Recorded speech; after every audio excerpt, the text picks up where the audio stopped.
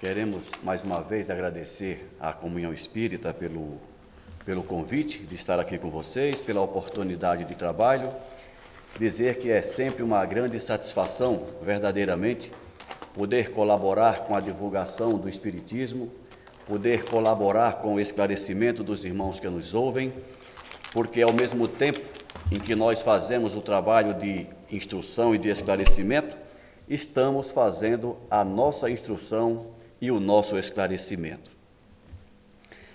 Aprendemos que a palestra espírita, ela tem, a princípio, regra geral, dois grandes objetivos a serem atingidos: instruir e consolar. Se tivéssemos que escolher um desses, escolheríamos a consolação, porque esta é a missão principal da doutrina espírita, como consolador da humanidade que ainda teima em permanecer nos bancos da ignorância espiritual com as atitudes que lhes são pertinentes. Há uma frase do Emmanuel que nos suscita a instrução: espíritas amai-vos, espíritas instruí-vos. A instrução podemos entender dessa forma como sendo a porta de entrada para a nossa consolação em decorrência da instrução recebida. E como estamos falando de instrução, nada melhor, não há lugar mais indicado para o processo de instrução do que uma universidade. Por isso o tema Centro Espírita Universidade da Alma. E por que universidade? Como o nome já sugere, aqui nós abordamos de certa maneira, a universalidade dos conhecimentos necessários, importantes para o crescimento da alma. O Centro Espírita é um grande centro de divulgação da mensagem espírita, evangélica, cristã, mas também um grande centro de aprendizagem e de prática da mensagem evangélica. O Centro Espírita, ele não é apenas o ponto, o lugar onde nós vamos buscar a informação ou as informações que precisamos, mas é também o lugar onde nós podemos ensaiar a prática daquilo que precisamos no nosso dia a dia. O Centro Espírita é também aquele lugar onde nós começamos a praticar, às vezes timidamente, os ensinamentos do Evangelho, para que depois, mais desenvoltos, o pratiquemos na nossa vida diária, entre os nossos parentes, na nossa casa, entre os nossos colegas de trabalho, entre os desconhecidos da rua.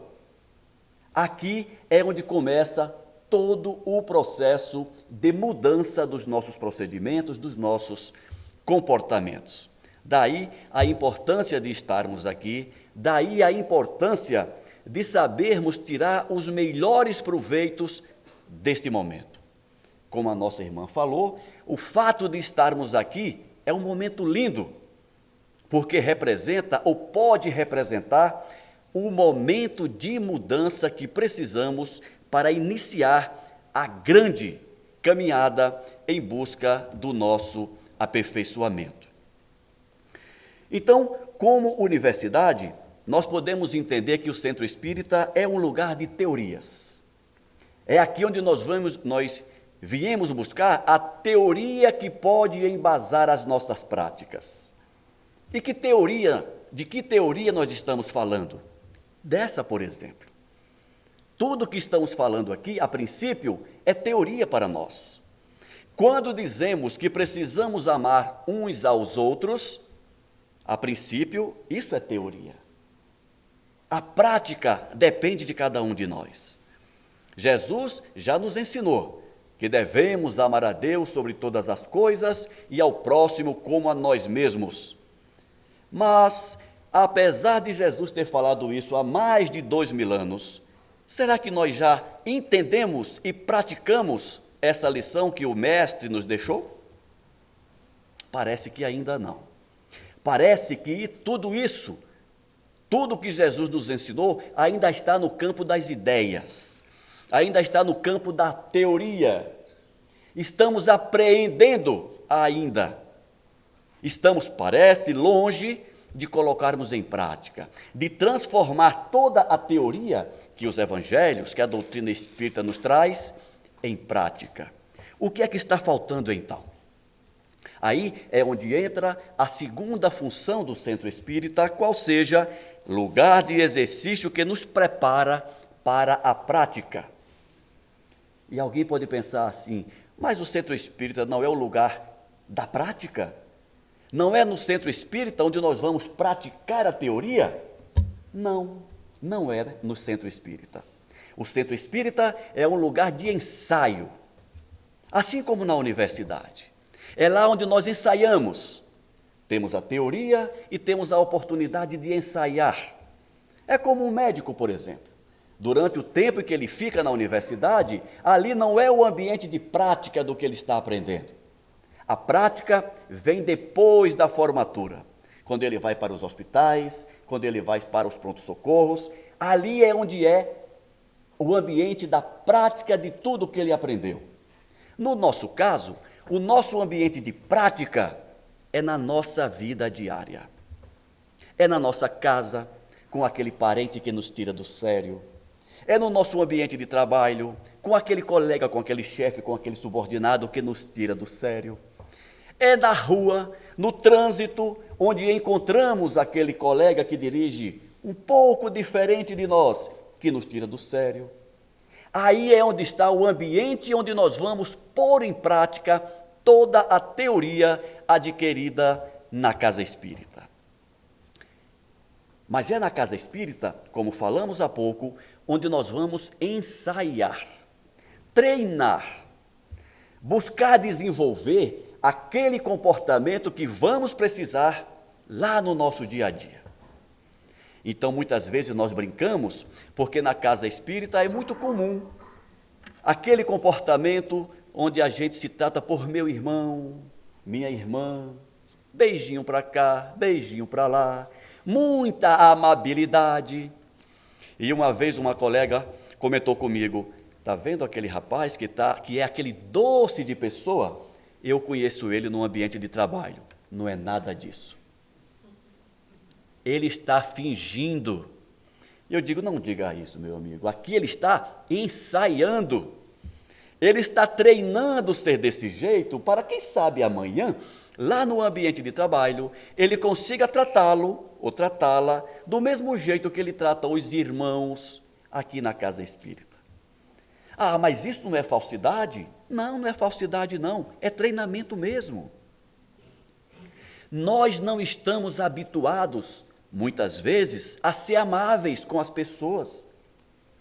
Parece que a vida atual, que a nossa sociedade nos prepara para sermos, quase que diariamente, vivermos no estado de autodefesa.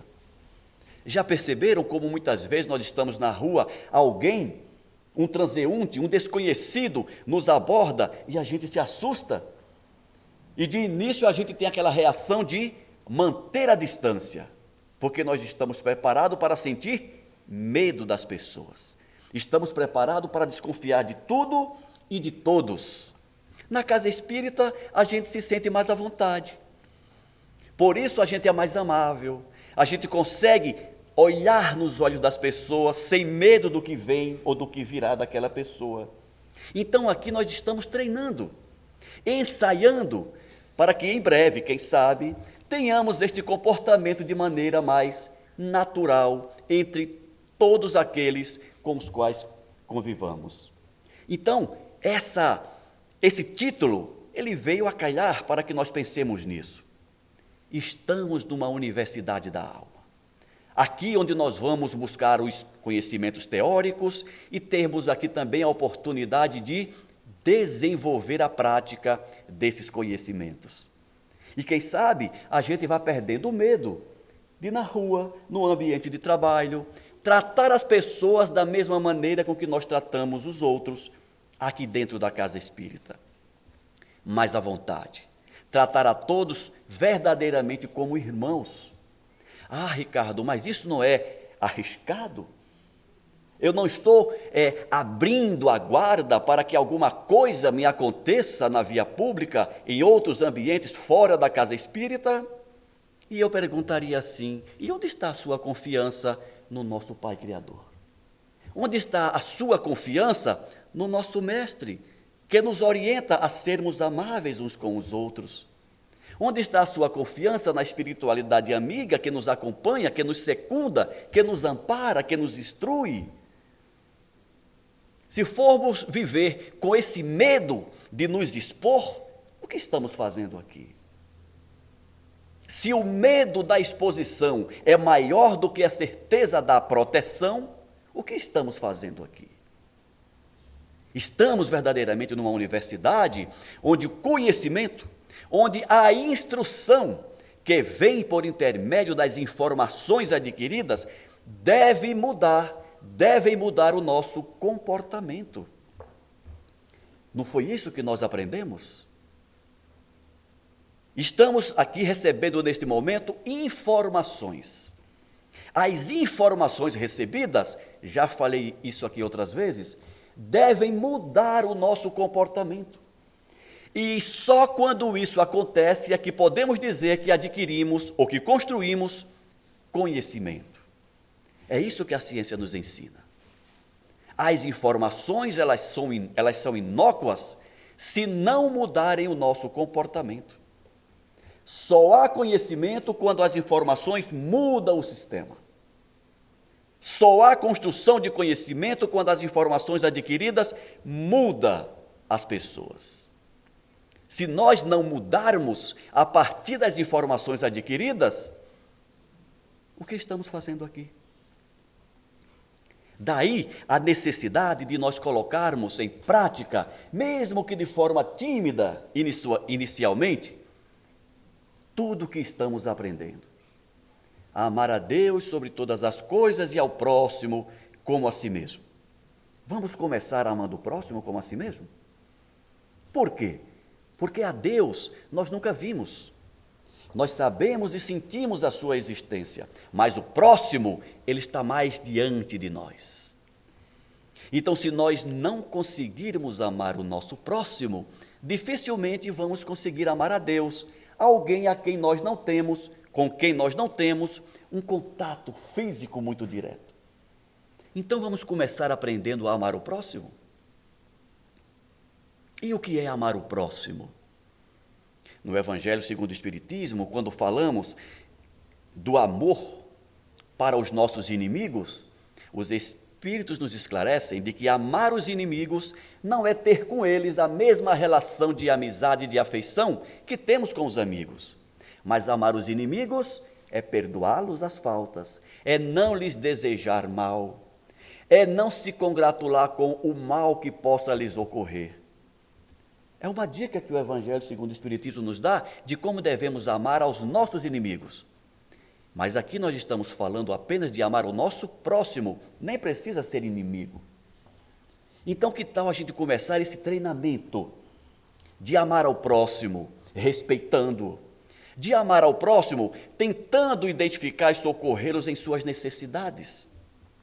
Que tal iniciarmos esse treinamento de amar ao próximo, tentando sermos úteis para todos aqueles que de alguma forma demandem de nós alguma ação nesse sentido? E a casa espírita é um bom ambiente para a gente começar a fazer esses testes de mudança de comportamento. A alegria, por exemplo. Algumas vezes percebe-se que as pessoas, quando entram na casa espírita, elas assumem um ar de uma seriedade exagerada. Alguns até criticam, mas o palestrante ele estava indo muito bem, até que ele contou uma piada e, para mim, estragou a palestra dele. Porque falar de Jesus, falar do Espiritismo, falar do Evangelho é coisa séria, não se pode brincar com isso. Mas quem disse que não se pode tratar as coisas sérias com uma certa leveza? Dependendo da piada que se conte, dependendo da história que se conte, pode até ajudá-los a entender melhor aquilo que está sendo dito. Então, tudo isso são comportamentos, são ideias que nós precisamos ir mudando ao longo do tempo para que a gente tire o máximo de proveito desse momento lindo que a Salete falou, que estamos vivendo aqui agora. tratar a evolução da alma, tratar a nossa evolução com leveza, fazendo com que todos aproveitem, tirem proveito deste momento, deste ambiente, dessas oportunidades que temos de aprender e ensinar ao mesmo tempo. Ninguém está aqui por acaso. Todos nós estamos aqui por alguma razão. Cabe a nós identificarmos essa razão. Será que a razão de eu estar aqui hoje não é de ter conhecido a Salete, que eu não conhecia? Olha que sorriso bonito a Salete tem. Se eu não tivesse vindo para cá hoje, não teria conhecido a Salete. Se eu não tivesse vindo para cá hoje, não teria conhecido vocês. Quantas vezes nós não vamos nos encontrar por aí e nos reconhecermos uns aos outros? Tudo isso faz parte da beleza do aprendizado, que a casa espírita está no substrato de tudo isso. Entre vocês da plateia, é um colega que senta ao lado. Que tal a gente começar a perder aquela postura de olhar apenas para a frente? E quando fazemos isso, perdemos a oportunidade de conhecer alguém que está ao nosso lado, que pode ser uma amizade muito agradável a partir de hoje. Já que a gente não faz isso no ônibus, no metrô, já que a gente não faz isso no estádio de futebol, porque é um desconhecido que sentou ao meu lado e eu não vou nem dar trela para ele ou para ela. Mas antes de ser um desconhecido, é um irmão nosso. E a vida nos oferece essas oportunidades e muitas vezes nós desperdiçamos. Então, que tal a gente começar a desenvolver a desenvoltura de vivermos como irmãos, aprendendo essa desenvoltura nos bancos desta universidade chamada Centro Espírita. E transformar a nossa vida de algo pesado em algo mais leve. Que tal fazermos isso? Mas precisamos lembrar também que a universidade não é a vida real. Como nós já falamos agora há pouco, a universidade é um ambiente de teorias e de treinamento. Não podemos esquecer que a vida real está lá fora. E é lá onde nós devemos pôr em prática tudo o que aprendemos aqui. Ou tudo o que aprendemos a partir dos ensinamentos adquiridos aqui. Muitas vezes, pessoas amáveis que conhecemos no centro espírita, quando encontramos lá fora, é outra pessoa, completamente diferente. Ué, cadê aquela pessoa amável? Cadê aquela senhora sorridente que estava dirigindo a reunião e quando eu encontro a Salete lá fora, nem olha para mim. E eu vou me sentir muito entristecido com isso. Mas a Salete não é aquela pessoa amável? Ah, Ricardo, eu sou amável no centro. Mas aqui não dá para ser amável desse jeito. Por que não? Por que não? A nossa vida diária é o campo de atuação do ser humano real.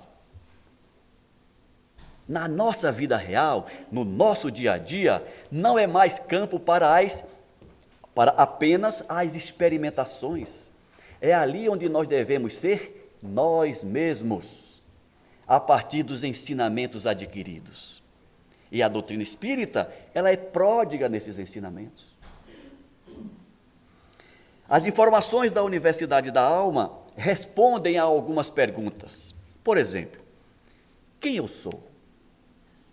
Essas perguntas são milenares. Quem sou? De onde vim? Para onde vou? Nesta universidade, nós começamos a encontrar as respostas para essas perguntas. Por exemplo, conhecendo as minhas necessidades, poderei ser mais efetivo no atendimento dessas necessidades. E aqui nós poderíamos lançar uma pergunta. Todos nós sabemos quais são as nossas necessidades? Será que nós sabemos efetivamente do que nós precisamos? Ao que parece, nós sabemos muito bem das nossas vontades, dos nossos desejos. Mas e as nossas necessidades? Será que aquilo que eu almejo, Será que aquilo que eu quero, em qualquer campo das nossas atividades, será que aquilo que eu quero é efetivamente aquilo que eu preciso? Muitas vezes não é. Mas quando nós buscamos, a partir dos ensinamentos espíritas, nos conhecer, saber quem somos nós, quais são as nossas necessidades, fica mais fácil de atendê-las. Tenho um colega, ele mora lá em Recife. Ele tem praticamente a minha idade, algo em torno dos 20 e poucos anos. Não entendi porque sorriram, Salete. Eu também não. Não entendi. 20 e poucos anos de serviço, não esperaram eu completar. Mas desde que eu o conheço, ele estuda para fazer concurso. Ele está sempre em busca do próximo concurso. E eu pergunto para ele, eu digo, vem cá, quando é que você vai parar com isso? Não existe aposentadoria para concurseiro, sabe disso, né? Então é bom que você se fixe num trabalho e vá ser feliz com o que você tem. Mas parece que ele está permanentemente efervescente em busca de algo que, ao que parece, nem ele sabe o que é. Nem você. E a partir dele, eu fico me analisando e dizendo assim, será que eu não estou incorrendo no mesmo erro? Ele em busca do concurso ideal. Será que eu não estou em busca de algo ideal também? E que a gente se mata em busca desse ideal, sem perceber que aquilo que nós precisamos nós já temos e a gente não se deu conta disso ainda? É aquela moça que está em busca do namorado e, consequentemente, do marido ideal. Só que ela já está com mais de 40 e continua buscando o marido ideal. Eu não gostei desse porque ronca, não gostei desse porque fuma, não gostei desse por isso, não gostei daquele por aquilo, e daqui a pouco ela se torna uma jovem sexagenária, e não encontrou o marido ideal. E vale para os rapazes também. Gente, a vida do ponto de vista material é muito curta. Se nós não atentarmos para a necessidade de viver a vida que nós temos, corremos o risco de passar por ela e depois, quando chegar lá do outro lado da vida, alguém dizer, quanto tempo você perdeu, meu irmão? Quantas oportunidades você desperdiçou? Mas eu estava em busca de algo que me satisfizesse, mas você já tinha tudo o que você precisava e não se deu conta. Essa busca infinita por algo que parece nunca atender às nossas demandas é algo que deve receber a nossa atenção. A felicidade, aprendemos que a felicidade não é deste mundo, mas isso não quer dizer que tenhamos que ser infelizes a vida toda. A vida se compõe de momentos de felicidade e cabe a nós construirmos esses momentos de felicidade. Alguém já disse que algo em torno de 95%, não sei como que se calculou isso, mas algo em torno de 95% dos nossos dissabores em nossa vida são criados por nós mesmos. Apenas 5% são consequências kármicas. Ou seja, nós temos 95% de chance de sermos felizes nesta encarnação. E a gente desperdiça isso, porque a gente fica buscando o inatingível. Ou como se diz, num ditado popular lá do Nordeste, nós ficamos buscando chifre em cabeça de cavalo. Buscando chifres em cabeça de cavalo.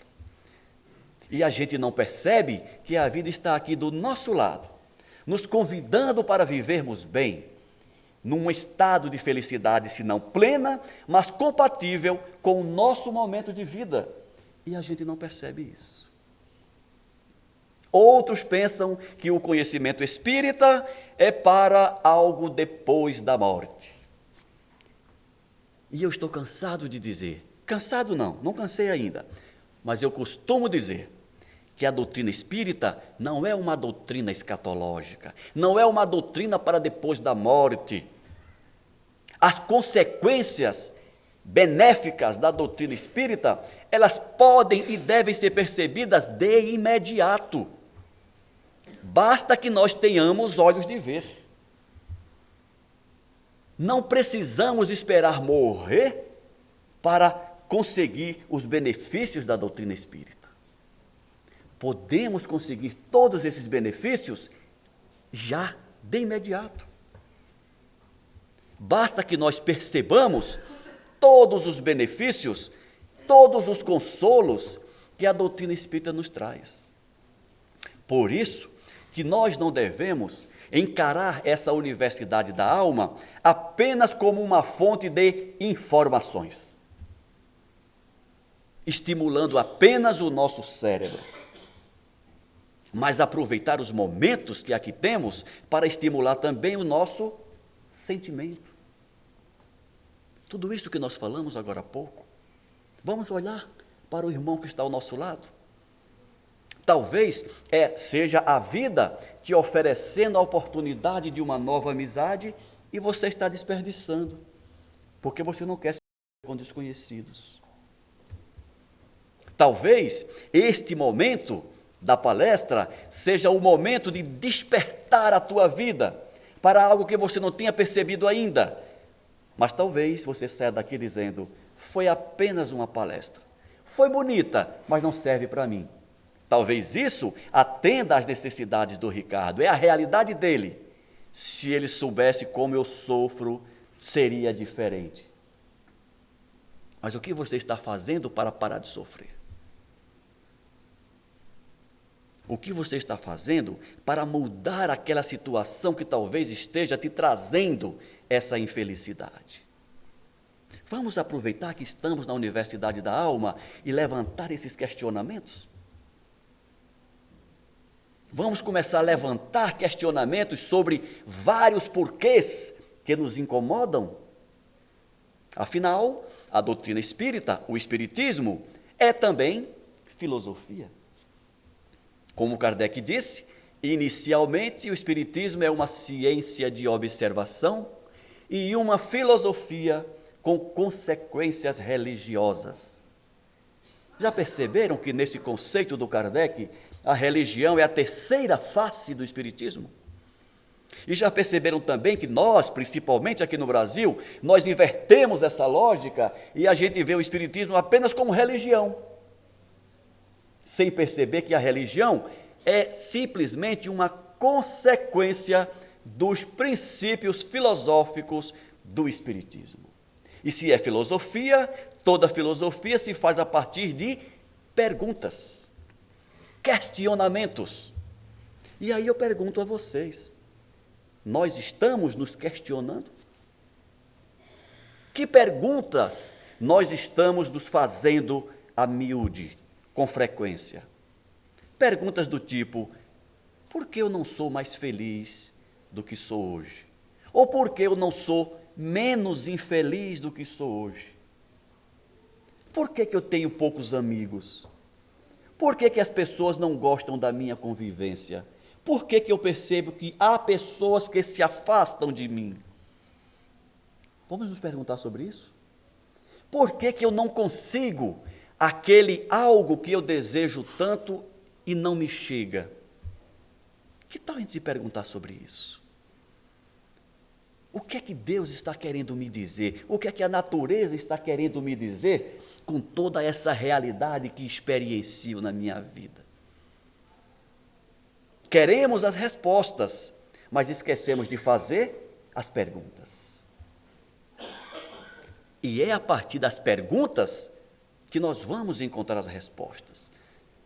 E para que nós tenhamos as respostas certas, é preciso que se faça perguntas certas.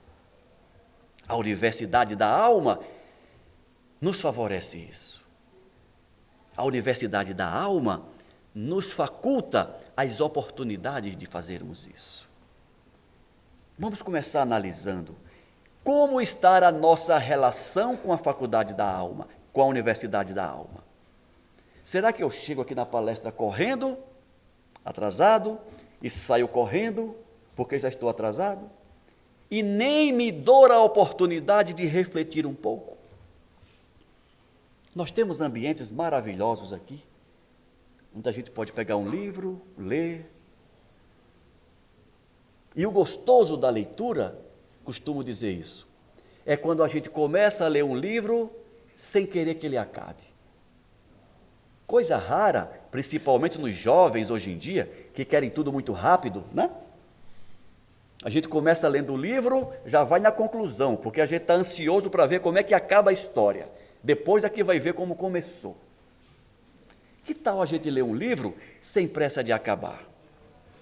Que tal a gente ler um livro degustando cada parágrafo? Recentemente, entre os meus alunos, na faculdade, eu pedi que eles lessem um livro e me contassem depois o que eles leram. Poucos conseguiram fazer isso. E eles dizem assim: é que eu não consigo lembrar do que é que eu li. Você não lembra porque você leu assim, rápido. Ninguém consegue apreender nada, não guarda nada fazendo leituras dinâmicas. Leiam os livros degustando cada parágrafo, deixando que a sua cabeça, que a sua imaginação crie imagens daquilo que você está lendo. E ao final do livro, você vai ter a impressão de ter visto um filme, porque as imagens ficaram registradas na sua cabeça. E depois de fazer isso, que tal a gente fazer o mesmo exercício do nosso dia? O que é que eu fiz hoje? Acordei de manhã, tomei café, saí para o trabalho, me encontrei com fulano, bati um papo com ele, fiz isso no trabalho. Opa, eu fiz isso, mas eu não gostaria de ter feito isso. Aquela atitude que eu tive por volta das 10 da manhã não é uma atitude digna de alguém que quer ser feliz, de alguém que se diz cristão, de alguém que se diz espírita. Amanhã vou procurar o fulano e vou pedir desculpas a ele por aquela atitude que eu tive hoje de manhã. Olha que bacana, isso não é experimental? Isso não é um comportamento científico, de acordo com o que Kardec nos disse? Ele não nos disse que o Espiritismo é uma ciência de observação? Que tal a gente começar a se observar? E ao se observar, identificar aqueles pontos que pode vir a nos causar uma certa vergonha de ter feito aquilo. Que tal a gente mudar o nosso comportamento de extremamente dinâmico, tão dinâmico que não conseguimos perceber aquilo que nós fazemos e falamos, e começarmos a ter uma vida mais tranquila? Definirmos momentos do nosso dia, da nossa semana, para fazermos essa observação, ou essa autoobservação, para identificarmos o que precisamos mudar em nós.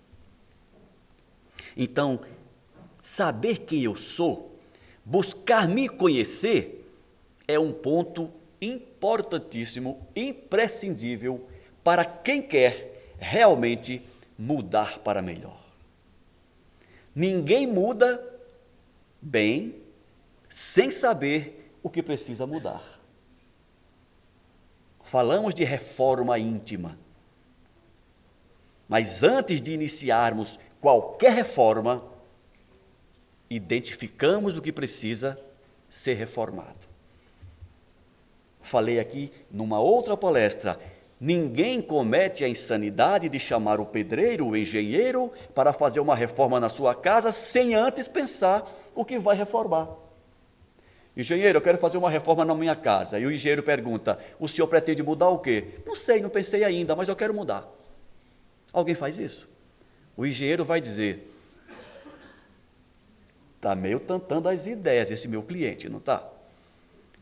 Reforma íntima é a mesma coisa. Se não identificarmos o que precisa ser mudado, não conseguimos mudar.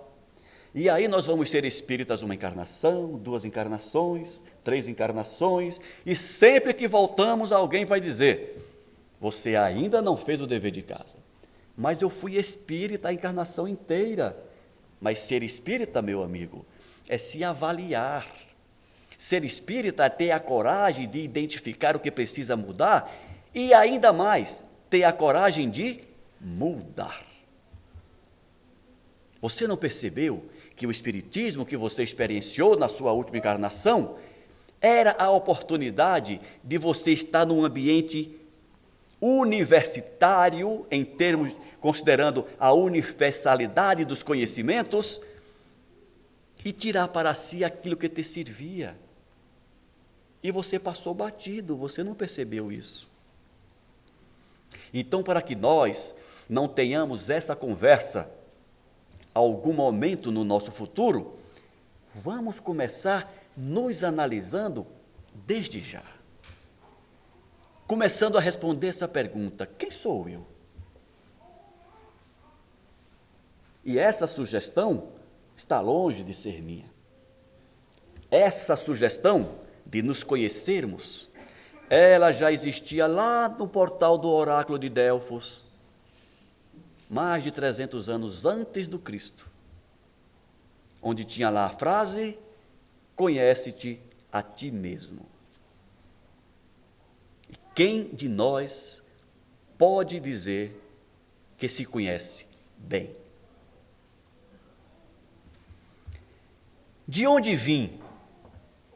É outra pergunta que a doutrina espírita nos explica, nos dá. De onde vim? Já sabemos que estamos vindo de uma série longa de aprendizados.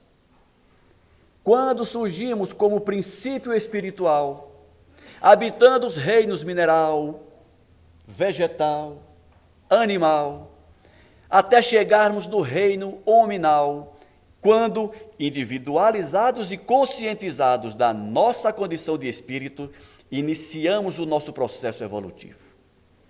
Já habitamos outros orbes, certamente. Já tivemos experiências das mais diversas, até chegarmos aqui.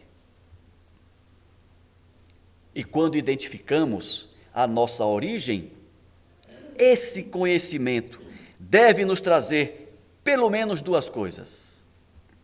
Humildade, por sabermos que a nossa origem começamos como seres simples e ignorantes, e indulgência para com as falhas dos outros. De onde vim? Eu vim de um princípio onde eu era simples e ignorante.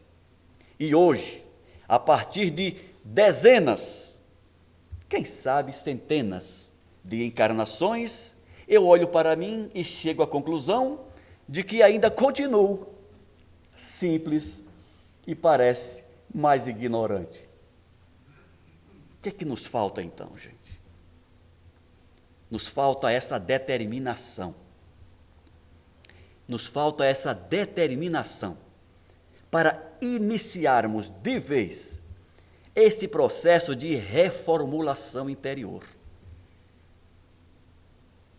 Nos falta coragem para abrirmos mão de uma série de prazeres que nos mantém presos a essa ignorância, abrir mão de tudo isso e partir para o nosso esclarecimento de vez. As informações já estão aí.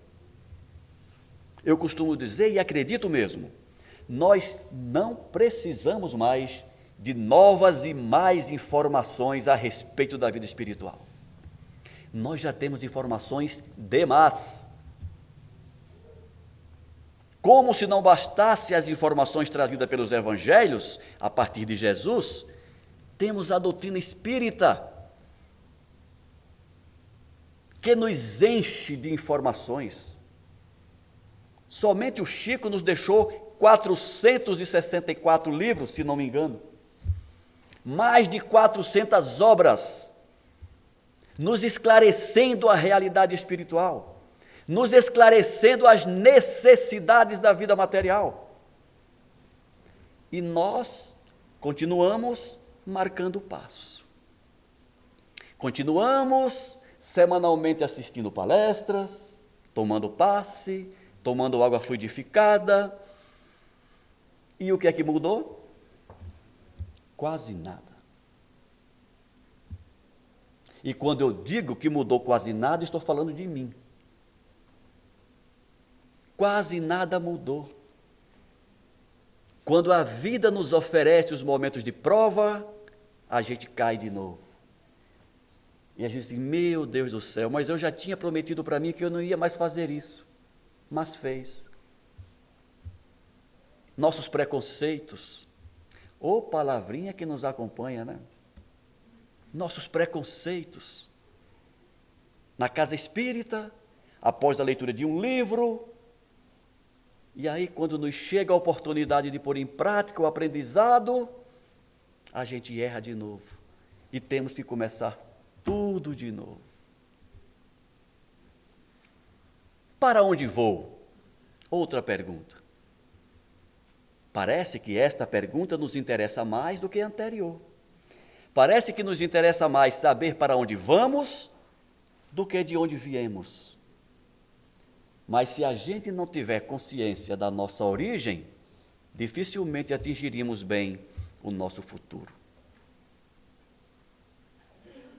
Pela psicografia do Chico, pelas informações do André Luiz, muitos de nós se pela de medo do tal do umbral. Se tem uma coisa que assusta espírita, é umbral. Falou de umbral, a gente fica com medo. E muitas vezes, e muitos de nós, sequer sabe que já está com a sua cadeira cativa, o passaporte já está garantido para o tal do umbral. Por quê? Não está fazendo o dever de casa, gente. Não basta ler os livros, achar que é maravilhoso, lindo, e já se considerar em nosso lar. Por falar nisso, nosso lar está com as inscrições esgotadas, né? Porque ninguém quer ir para outra colônia mais, todo mundo só quer ir para nosso lar. E as outras? As colônias que nos receberão, ou a colônia que nos receberá, ela está intimamente ligada pelo processo de afinidade ao nosso padrão de vida, ao nosso padrão de pensamento, ao nosso padrão de comportamento. Então não adianta a gente dizer aqui, quando eu morrer eu quero ir para nosso lar. Não vai. Não vai. Se não for lá o lugar que você precisa estar. Você vai para o lugar compatível com a tua necessidade e não com a tua vontade. Então, este é o momento de nós decidirmos, ou pelo menos alinhavarmos, esse futuro, para onde eu vou. Este é o momento de a gente fazer isso. Se eu quero ter uma vida boa, enquanto encarnado, eu tenho que começar de imediato a minha mudança de procedimento, de comportamento. Como se diz, o cúmulo da ignorância é você continuar fazendo o que sempre fez e esperar resultados diferentes. Não vai. Se não mudamos as causas, consequentemente não mudamos as consequências. Eu quero ser feliz. Quem não quer ser feliz? Todo mundo quer ser feliz. Mas o que você está fazendo para a sua felicidade? Eu gostaria de viver rodeado de bons amigos. E o que você está fazendo para cativar esses amigos? Você já pensou se você é um bom amigo para exigir que os outros sejam bons amigos para você? Eu gostaria de ser bem tratado nos lugares onde eu vou. Você já se perguntou se você trata bem as pessoas que de alguma forma chegam até você? Eu gostaria de ser tratado de forma carinhosa, amável. Você está sendo amável? Lei de causa e efeito, gente, não tem como fugir disso.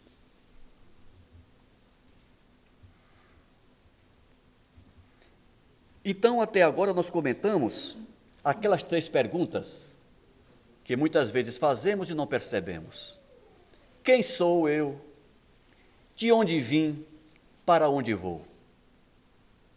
Vamos deixar essas 3 perguntas como dever de casa para todos nós. Que nós passemos a semana, iniciemos essa semana, em busca das respostas para essas perguntas. Lembrando que nem adianta colar do companheiro ao lado, tá? Porque apesar das perguntas serem as mesmas, as respostas são completamente diferentes. Cada um tem uma resposta específica para cada um. Como maximizar os resultados das informações obtidas na Universidade da Alma? Como fazer isso? Uma dica é exercendo a máxima, conhece-te a ti mesmo, como já falamos. Sem o princípio de se conhecer, não conseguiremos avançar no processo de reforma. Então, a primeira coisa a se fazer é esta: tentar se conhecer. E nós não vamos atingir este objetivo se nós não adquirirmos o hábito de parar, que seja todos os dias, que seja uma vez por semana, mas buscarmos, retornarmos ao hábito perdido em grande número na nossa vida atual, o ato de refletir, de filosofar mesmo, de reservar um tempo para nós, para pensarmos. Pensarmos. O que é que eu fiz hoje de bom? O que é que eu fiz de mal? O que é que eu fiz de menos bom ou de menos mal? Pensar sobre isso. Identificar esses pontos. Analisar os outros também. Aprendizagem vicária. Caramba, eu fico observando a Salete e ela tem um comportamento que eu não faria. Então, eu percebo que a Salete tem um comportamento que me desagrada. Mas será que eu não tenho o mesmo comportamento? Caramba, tenho mesmo. Eu estava criticando a Salete, mas eu faço a mesma coisa. Então, eu vou me corrigir antes que alguém perceba, se é que já não perceberam, que eu tenho esse comportamento menos digno. Então, conhecer-se é a chave primeira e principal para o nosso processo de mudança. Corremos o risco, se não fizermos esse exercício de renovação, de autorrenovação, de continuarmos alisando os bancos desta Universidade da Alma, ainda por longos erros, por longos anos, por longo tempo, correndo o risco de desencarnarmos, reencarnarmos no mesmo ponto que estamos hoje. Por que o processo reencarnatório é tão longo? Porque nós não fazemos o que precisamos fazer. Por que as reencarnações no planeta Terra são tão demoradas? Porque nós somos renitentes em nossas falhas. Por que demoramos tanto a aprender? Porque nós não demonstramos o interesse em aprender efetivamente. Prova disso, que desde a vinda do Cristo, já se vão mais de 2000 anos, e nós sequer conseguimos entender ou aceitar muitas das informações que ele nos trouxe por intermédio dos evangelhos. E ainda ouvimos, aqui e acolá, alguém dizer que Kardec está desatualizado. Precisamos atualizar o Espiritismo? Como nós vamos atualizar algo que a gente sequer aprendeu? O que nos trouxe, o que nos foi trazido? As mensagens do Cristo permanecem as mesmas e nós permanecemos também os mesmos. O que é que nos falta?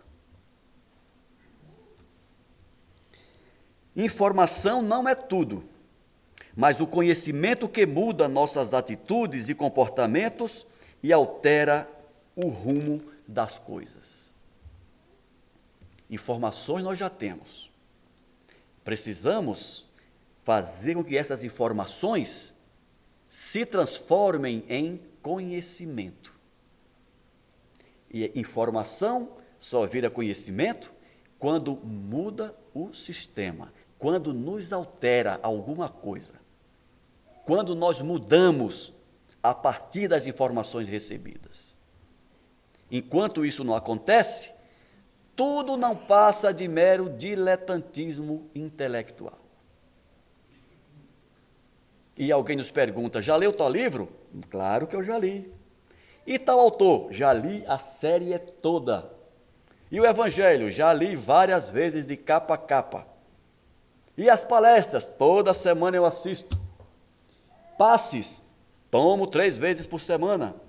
Água fluidificada? Mais de litro por dia. Como que se isso fosse resolver o nosso problema? E aí vem a pergunta fatal. Depois de tudo isso, o que é que mudou na sua vida? O que é que mudou na tua maneira de pensar? O que é que mudou na tua maneira de agir? E a gente fica na dúvida. Pouca coisa mudou. Então, informação, gente, não nos enganemos. Claro que vamos continuar em busca delas. Mas enquanto esquecermos de transformá-las em conhecimento, mudando o nosso sistema, vamos continuar ainda nesta universidade da alma por longo tempo. O tempo está se esgotando e eu gostaria de terminar lendo uma frasezinha do Humberto de Campos, que tem lá no livro Boa Nova. Por sinal, se alguém não tem esse livro ou não leu, indico. Humberto de Campos diz assim: existem espíritos esclarecidos e espíritos evangelizados. Eu peço a Deus que abençoe a minha esperança de pertencer um dia ao número desses últimos, ao número dos evangelizados. Os evangelizados são aqueles que, a partir dos esclarecimentos, mudaram em si alguma coisa em potencial. Transformar o seu potencial de ser anjo verdadeiramente num processo de construção angelical de si mesmo. É isso que Jesus espera de nós. Alguém já disse, quando chegarmos do outro lado, vai perguntar quantos livros leste, quantas palestras assististe, mas vai perguntar o que fizeste da vida que eu te confiei. Mas não precisamos esperar esse dia. Nós podemos, nós mesmos, nos fazer essa pergunta: o que estamos fazendo dessa dádiva que a natureza me deu, que é a vida material? A partir daí, o infinito nos espera, porque o nosso crescimento, a nossa evolução não tem limite. O limite somos nós que nos impingimos. Então, se queremos crescer, se queremos nos aproximar do Criador, transformemos todas as informações que a doutrina espírita já nos trouxe em conhecimento, a partir da nossa mudança para melhor, para sermos a cada dia melhor do que ontem e amanhã melhor do que hoje. Muita paz para todos, que Jesus continue nos iluminando, nos abençoando e nos sustentando nesse processo de transformação individual de cada um de nós. Muito obrigado.